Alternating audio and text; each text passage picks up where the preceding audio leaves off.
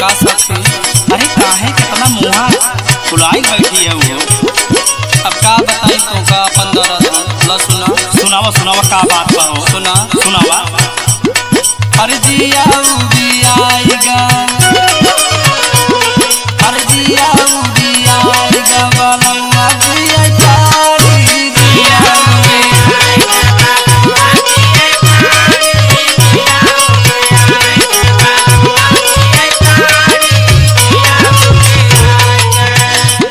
अरे कब ना चलावे उ जवानिया के गाड़ी जिया उबियाईगा बलवा जिया तारी जिया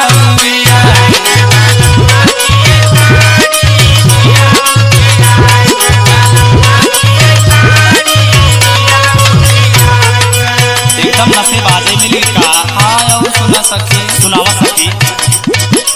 एक तो सखी सुना हम आए जब गवाना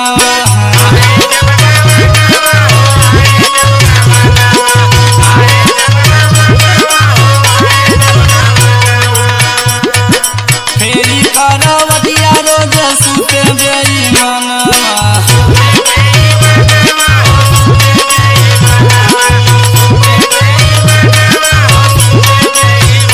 सुनत हम सखी। सुनत है। एक तो साखी सुना जब आए हम गवाना फेरी करवटिया रोज सुते बेरी मनवा नीली गाइल सखी हमका बाला माया नारी जिया उबियाईगा बलवा जिया तारी जिया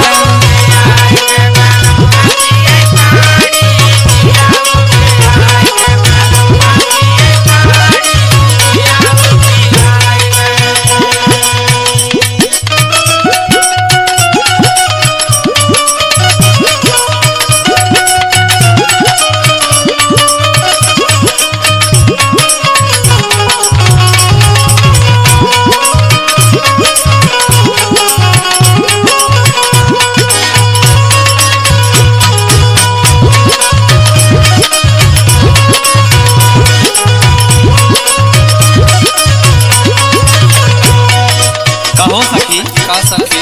एकदम निकम्मे मिल के का। अरे अब का बताई पहले और सुना। सुनावा सुनावा। हमारी जवनिया लगी सखी के करा डाले हैं